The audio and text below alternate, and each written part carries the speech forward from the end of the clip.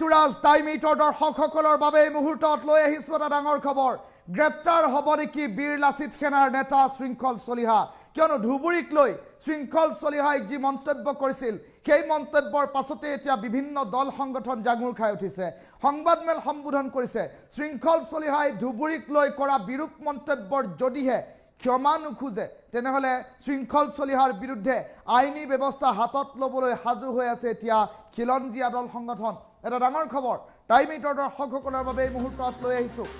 গ্ৰেপ্তাৰ হ'ব নেকি বীৰ লাচিত সেনাৰ নেতা শৃংখল চলিহা এতিয়া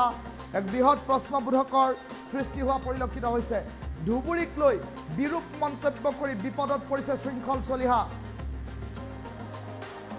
চলিহাৰ বিৰুদ্ধে জাঙুৰ খাই উঠিছে বিভিন্ন দল সংগঠন ধুবুৰীৰ দল সংগঠনে এতিয়া সংবাদমেল সম্বোধন কৰি কেতবোৰ গুৰুত্বপূৰ্ণ কথা উল্লেখ কৰিছে ধুবুৰীক লৈ বিতৰ্কিত মন্তব্য কৰাৰ বাবে ক্ষমা খোজাৰ দাবী শৃংখল চলিহা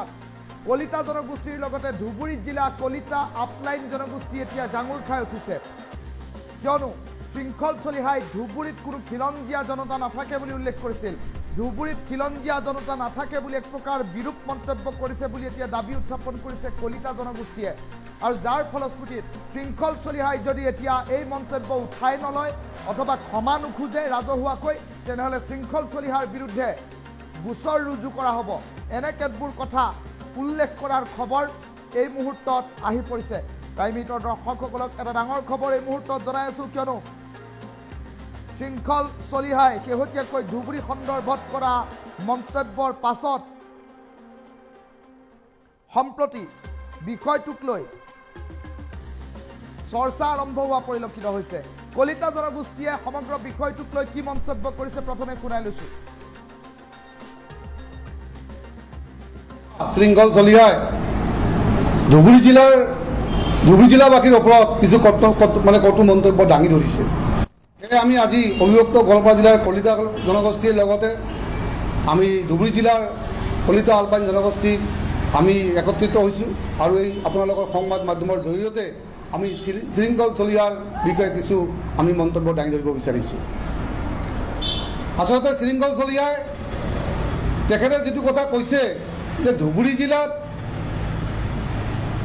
এক মিয়াৰ বাহিৰে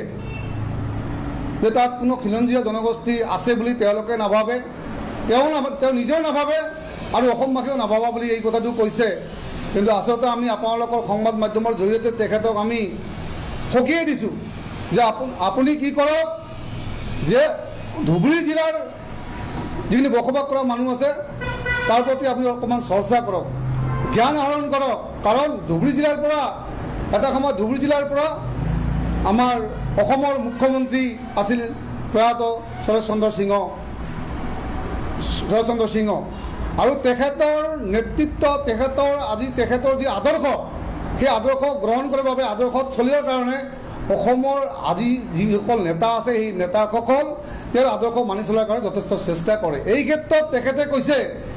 যে ধুবুৰী জিলাত খিলঞ্জীয়া জনগোষ্ঠী আছে বুলি তেওঁ নাভাবে আপোনালোকৰ জৰিয়তে আৰু এটা কথা কৈছোঁ যে আজি কিছুদিন আগৰ পৰা আমাৰ অবিভক্ত গোৱালপাৰা জিলাত ৰাজবংশী বন্ধুসকলক কেএসি দিয়াৰ কাৰণে অৰ্থাৎ কেএসি এডপভাৱে দিছে আৰু পূৰ্ণাংগ দিয়াৰ বাবে চৰকাৰে অতপতভাৱে লাগি পৰিছে যদি ইয়াতে খিলঞ্জীয়া মানুহ নাই তাহলে কেএসিখন দিব ক'ত তেখেতে নাজানে ধুবুৰী জিলাৰ ইতিহাসৰ কথা যে আমাৰ ধুবুৰী জিলাত মানে অবিভক্ত গোৱালপাৰাৰ ভিতৰত ধুবুৰী জিলাত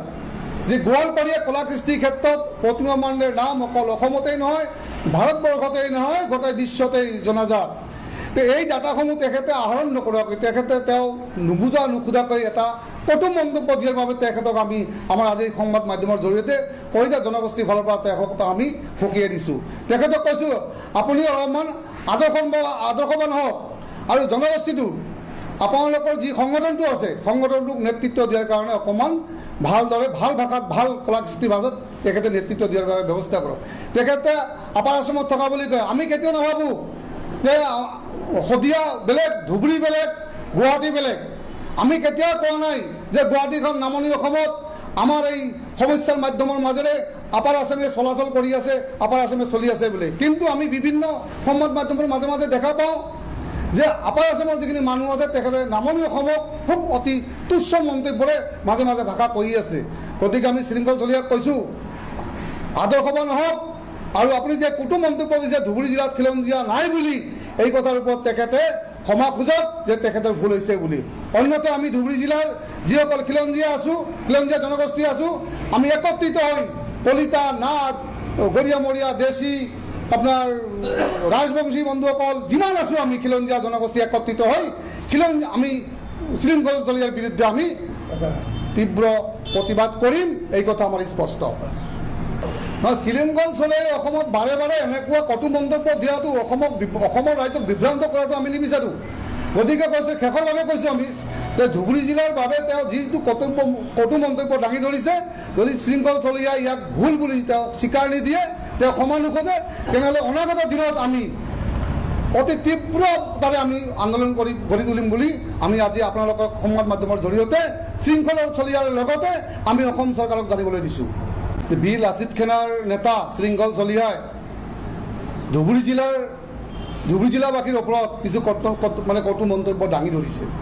সেয়ে আমি আজি অবিভক্ত গোৱালপাৰা জিলাৰ কলিতা জনগোষ্ঠীৰ লগতে আমি ধুবুৰী জিলাৰ কলিতা আলপাইন জনগোষ্ঠী আমি একত্ৰিত হৈছোঁ আৰু এই আপোনালোকৰ সংবাদ মাধ্যমৰ জৰিয়তে আমি শৃংখল চলিয়াৰ বিষয়ে কিছু আমি মন্তব্য দাঙি ধৰিব বিচাৰিছোঁ। আচলতে শৃংখল চলিয়াই তেখেতে যিটো কথা কৈছে যে ধুবুৰী জিলাত এক মিয়াৰ বাহিৰে যে তাত কোনো খিলঞ্জীয়া জনগোষ্ঠী আছে বুলি তেওঁলোকে নাভাবে, তেওঁ নিজেও নাভাবে আৰু অসমবাসীয়েও নাভাবা বুলি এই কথাটো কৈছে। কিন্তু আচলতে আমি আপোনালোকৰ সংবাদ মাধ্যমৰ জৰিয়তে তেখেতক আমি সকীয়াই দিছোঁ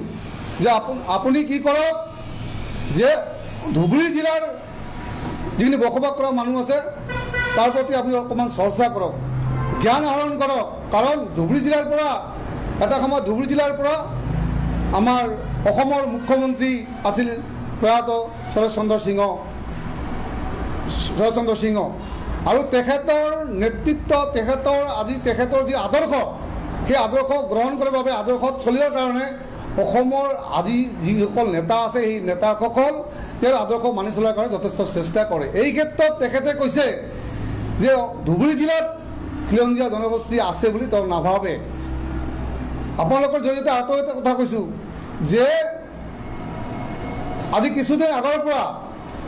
আমাৰ অবিভক্ত গোৱালপাৰা জিলাত